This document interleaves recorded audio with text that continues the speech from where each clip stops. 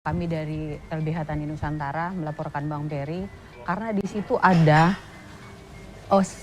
pernyataan sesat tanpa tanggung jawab. Karena kami kan punya data yang jelas untuk melaporkan Bang Ferry. Mungkin itu. Oke, pernyataan yang mana kemudian dianggap sesat dan tidak bertanggung jawab? Bahwa pemerintah bohong atas dasar swasembada itu. Oke, itu pernyataan yang disampaikan Bang Ferry pada saat? Ada di website, ada di TikTok, ada di sosmed pribadinya. Oke. Laporan polisi dilayangkan. Bukan karena ujaran kebencian, bukan karena fitnah, tapi karena tuduhan bahwa pemerintah bohong soal pangan.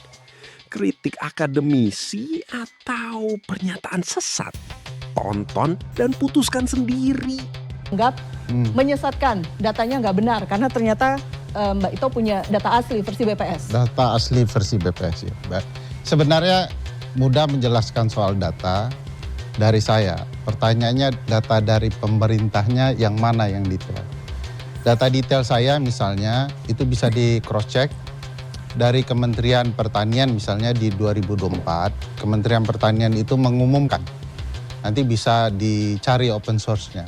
Bahkan ditulis oleh satu media, Kompas ya, judulnya soal swasembada pangan RI dan data OECD FAO.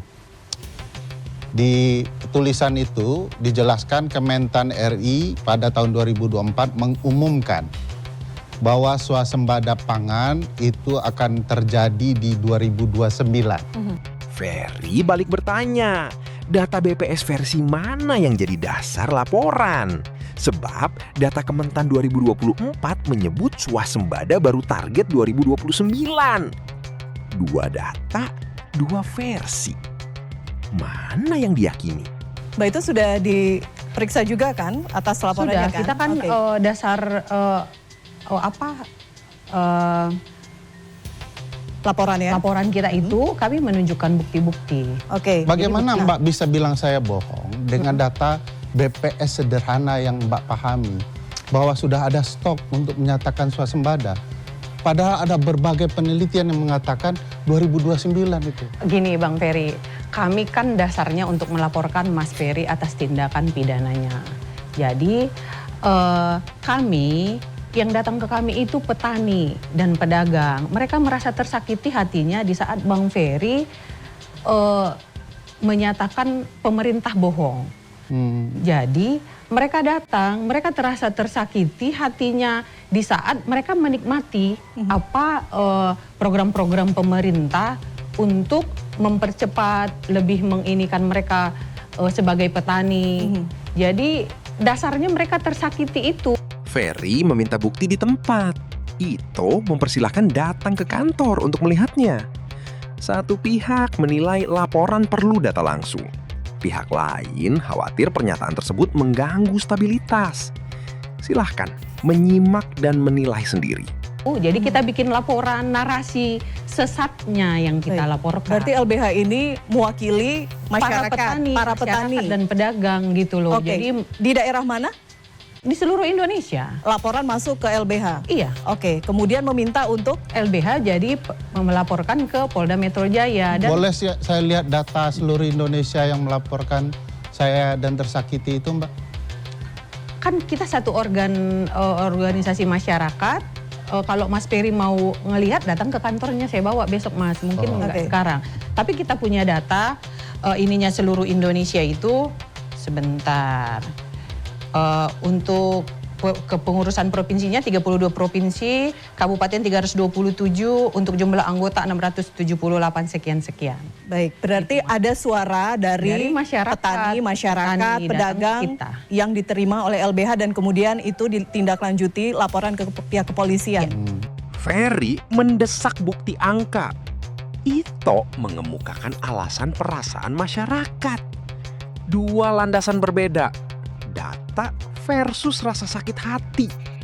Keduanya disampaikan di ruang publik. Anda yang memaknai. Potong oleh beliau berbicara dan saya sakit hati dan saya bisa laporkan.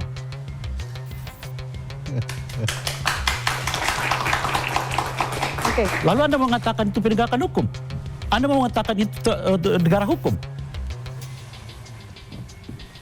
Kalau saya boleh membela diri saya di forum ini. Ya tentu saya menghormati hak Mbak Ito ya untuk melaporkan saya. Tidak ada masalah, tidak ada persoalan.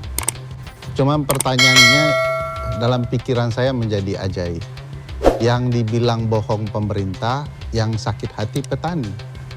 Saya tidak bilang sawah dan pertanian gagal. Saya bilang pernyataan surplus beras, swasembada pangan beras sudah menjadi pertanyaan yang sederhana karena ada di Undang-Undang 18. Beda swasembada pangan dan swasembada beras saja itu sudah terang benerang.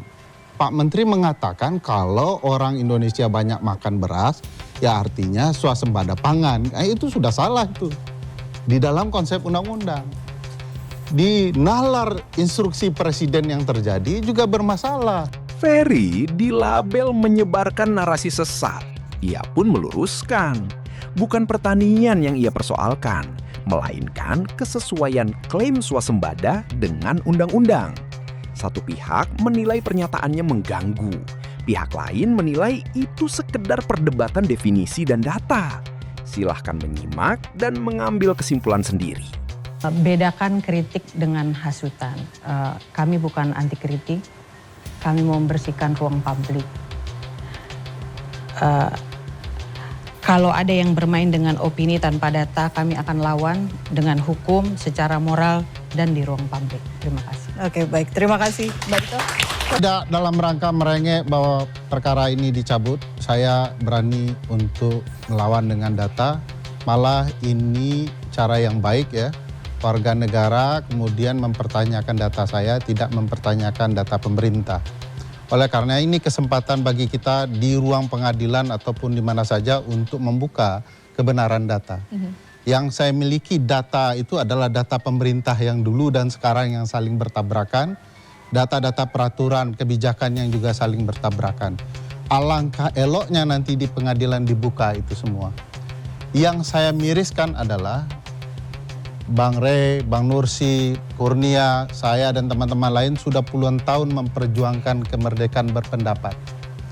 Bagi saya, kalau kemudian perjuangan itu berimbas jadi bumerang bagi saya, let's go, let's do it. Siapa yang sedang berbohong, siapa yang menipu publiknya, suatu saat akan terbukti. Mudah-mudahan ini dibukakan oleh Yang Maha Kuasa bahwa kita sedang tidak punya niat apapun.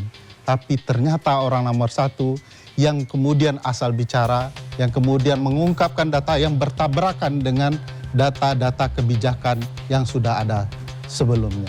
Jadi mudah-mudahan ini kebahagiaan bagi Mbak Ito dan yang lain, tapi saya berterima kasih agar orang boleh punya hak untuk tahu data dan kebenaran. Oke, baik. Bang Ferry, terima kasih. Ferry tidak meminta perkara dihentikan. Justru ia menyatakan siap beradu data di pengadilan. Ia meyakini kebenaran akan terbuka kemudian. Ito sebelumnya juga menyatakan siap membawa bukti ke proses hukum. Dua pihak sama-sama mengklaim kebenaran di pihak mereka. Pengadilan yang akan menentukan. Publik tinggal menyimak kelanjutan perkara ini. Terima kasih sudah menonton. Jangan lupa like, komen, dan subscribe. Sampai jumpa kembali.